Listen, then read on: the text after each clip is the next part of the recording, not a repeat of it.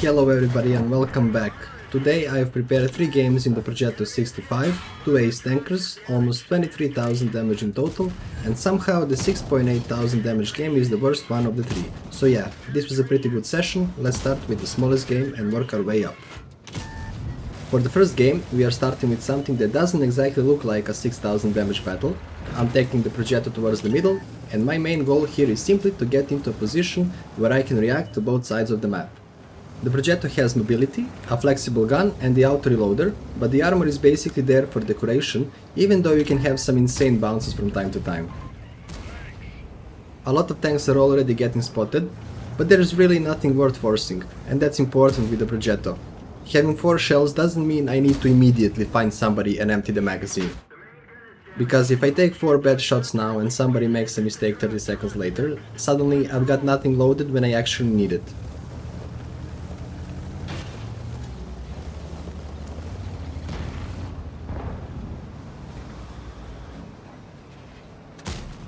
Eventually we get a type 5 giving me an angle. There's the first one. Nothing special, just some free damage, and that's exactly what I want.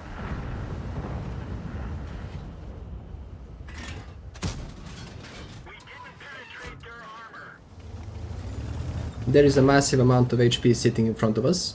If I push over this ridge, I'm not fighting one tank, I'm fighting half their team, you know? So instead I'm just working the angle, taking whatever they expose and keeping my HP.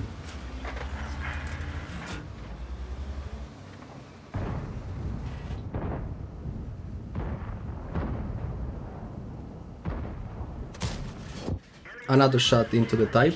Again, nothing spectacular yet, but I'm getting damage without paying for it, and more importantly, I'm keeping the magazine ready because eventually somebody is going to screw up.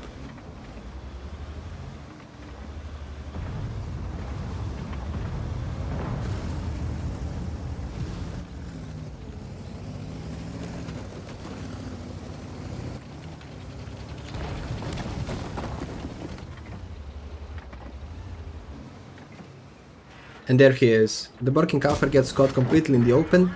Now we stop being patient. He's committed at this point, so I'm not letting him go anywhere. And that's almost 1500 damage in a few seconds. Thank you, come again!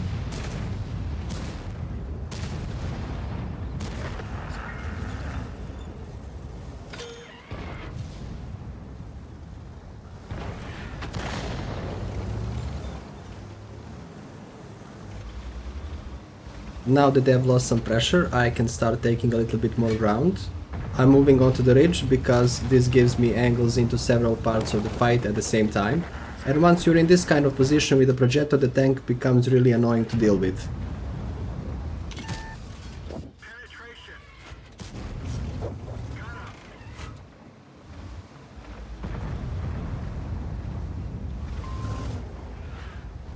And now the position starts doing the work for me. The tanks underneath us are stuck. If they look towards our guys in front, I shoot them from the side. If they turn towards me, our guys get the shots. That's the situation you're trying to create.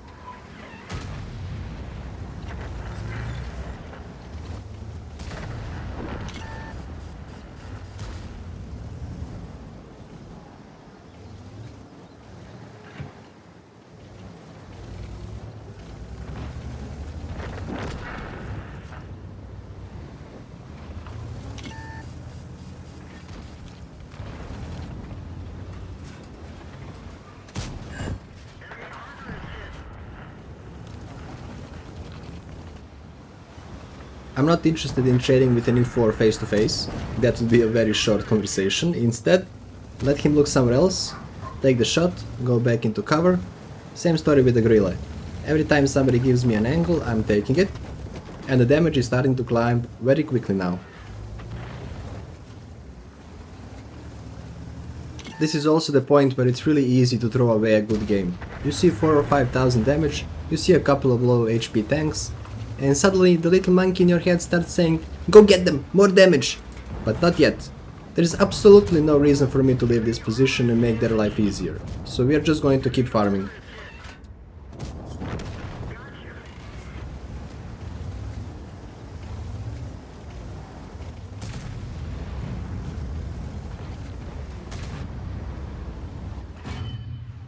Now the difference is that their team is actually collapsing, and once that happens we change gears.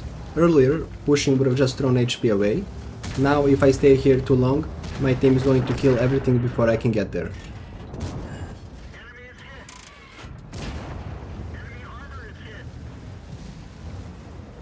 The type is trapped underneath us, there are teammates coming from the other side, and I've still got plenty of HP to work with.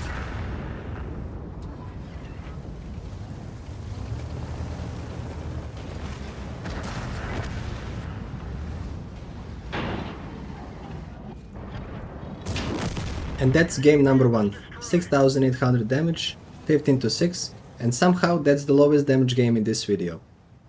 The first battle was mostly about waiting until the enemy made a mistake.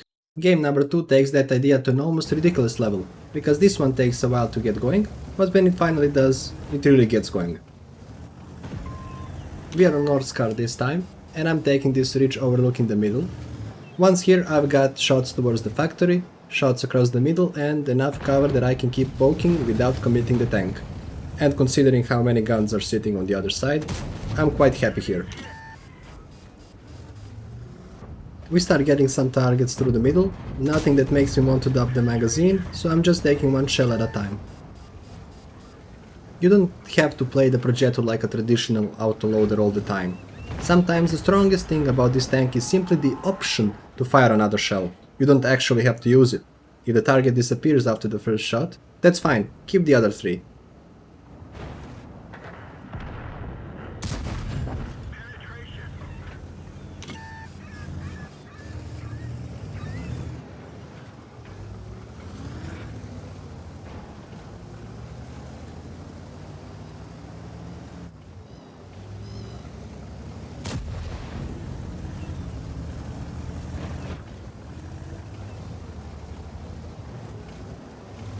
The battle is still extremely close here, nobody has really won a flank, the factory is full of tanks, the middle is dangerous, and if I leave this ridge right now I'm basically trading a strong position for absolutely nothing. So we're staying.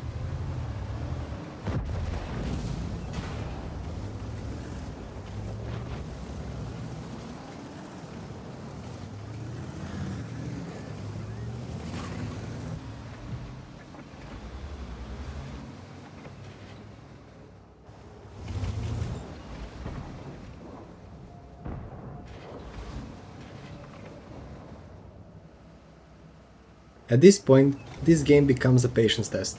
Both teams are looking at each other, neither side really wants to cross, and I'm not going to be the idiot who breaks the stalemate by driving into 5 guns.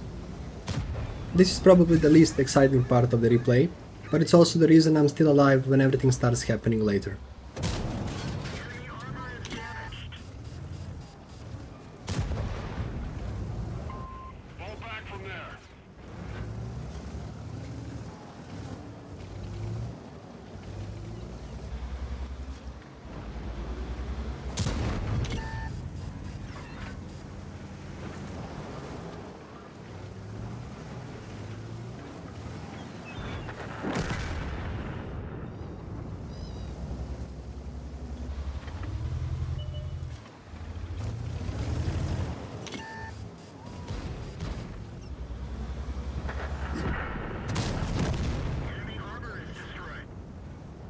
Eventually one side is going to run out of tanks, and once that happens this position stops being useful. That's the thing with good positions, they're not permanently good, they're good because of what is happening around them. Once the situation changes, you have to move.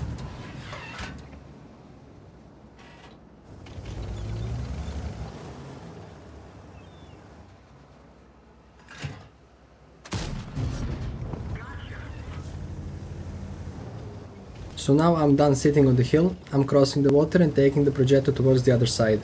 This is where the mobility becomes just as important as the gun, and we are arriving with the magazine ready, which is about to matter.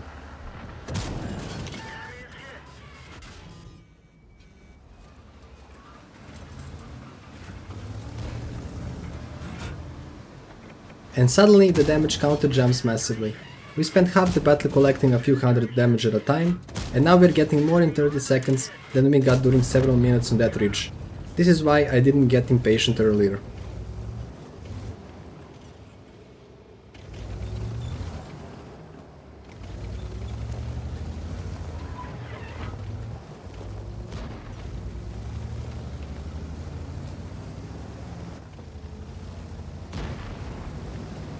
We've got the advantage now, so I'm staying aggressive.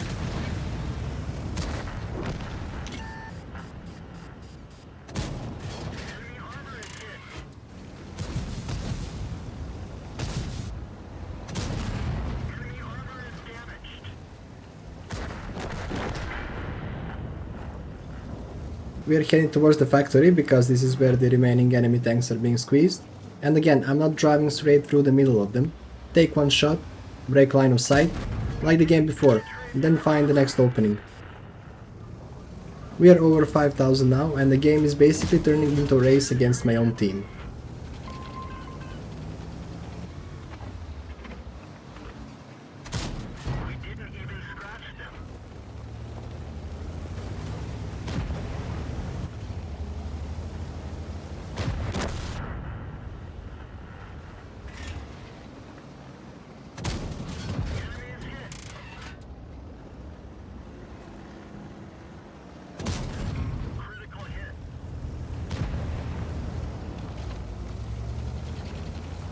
There is still one very healthy target left inside this factory.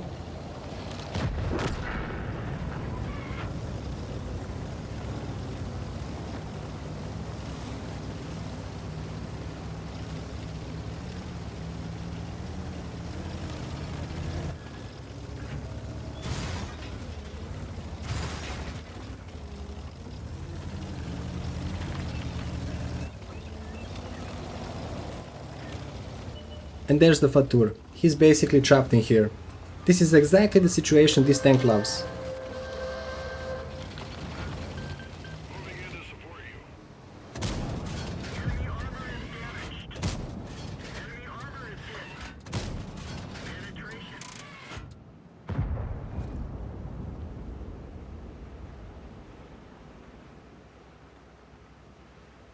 And that damage counter climbs from around 6000 all the way to 7700.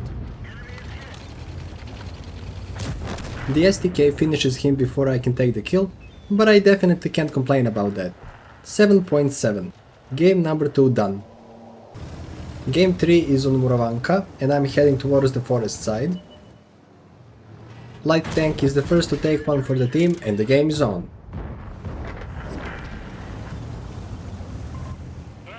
We say thank you to our light tank and head on into unknown.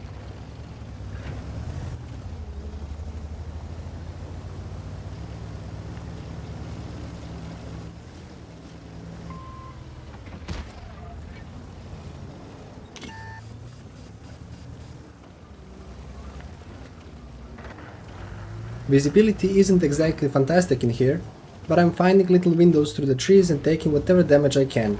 Again, I'm not chasing damage yet. The important thing is that I'm getting shots while keeping the tent healthy.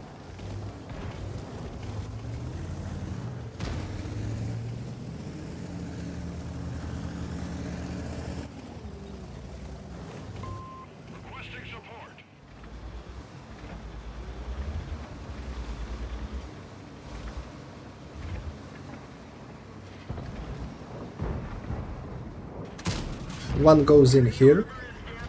Now we've got several enemies sitting around the edge of the forest.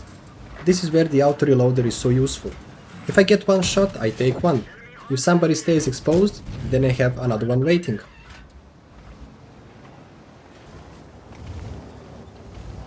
I'm never forced to choose between doing nothing for 30 seconds or dumping the entire magazine. I can just keep adjusting depending on what they are giving me.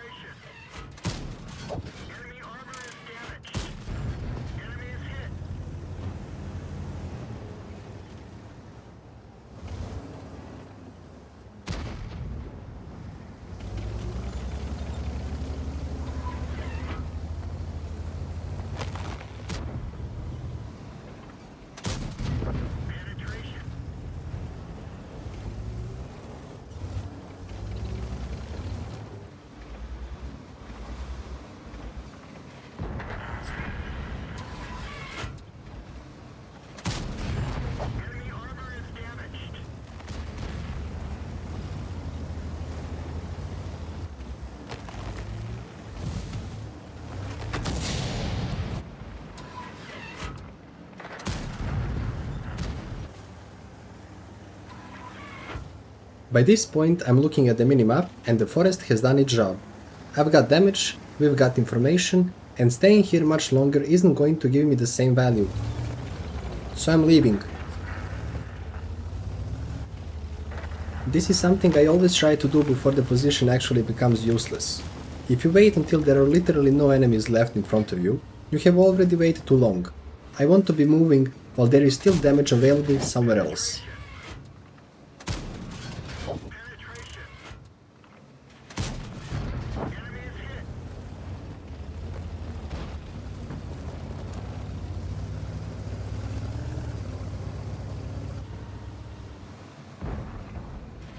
We are already pushing into the 5000 damage range and I still haven't had to sacrifice the tank to get there.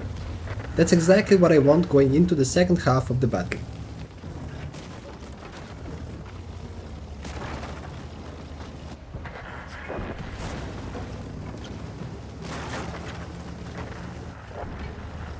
Now I'm taking this ridge because it lets me work both directions, and because the Progetto is quick enough, if something appears somewhere else, I can immediately change the angle. We are starting to pass 5000 now, and the enemy still has plenty of HP, so this is where I'm thinking this could turn into a very big game.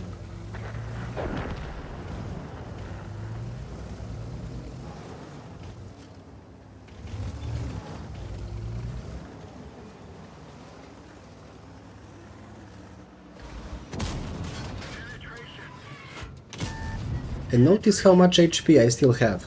That's not an accident. All three of these games have basically followed the same rule. Do your damage while keeping your tank alive, because the final few minutes are where the really stupid numbers become possible. You cannot farm the end game if you are dead at the start.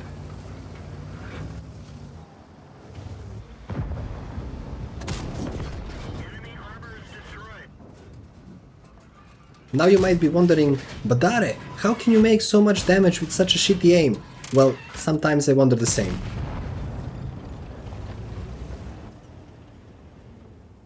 Now we are running out of enemies, so it's time to chase. There's still HP sitting in front of us and I'm trying to get into position before the rest of the team gets it. We get another shot here.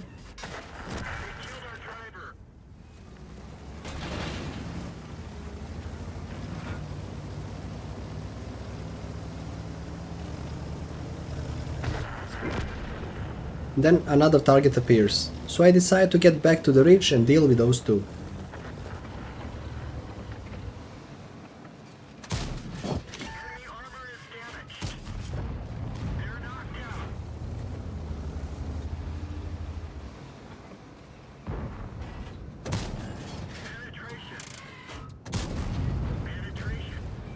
Beautiful shots.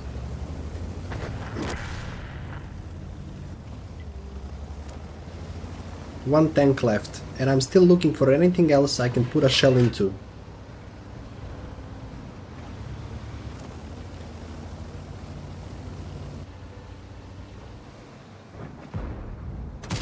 Of course the last shot has to bounce. And I think these three games together show exactly why I still enjoy this tank and why you should grind it for tier 11. Game 1 was 6.8, Game 2 was 7.7, and Game 3 finished at 8.4. 2 aces, almost 23,000 damage. If you enjoyed the games, leave a like, subscribe if you want to see more, and I'll see you in the next one.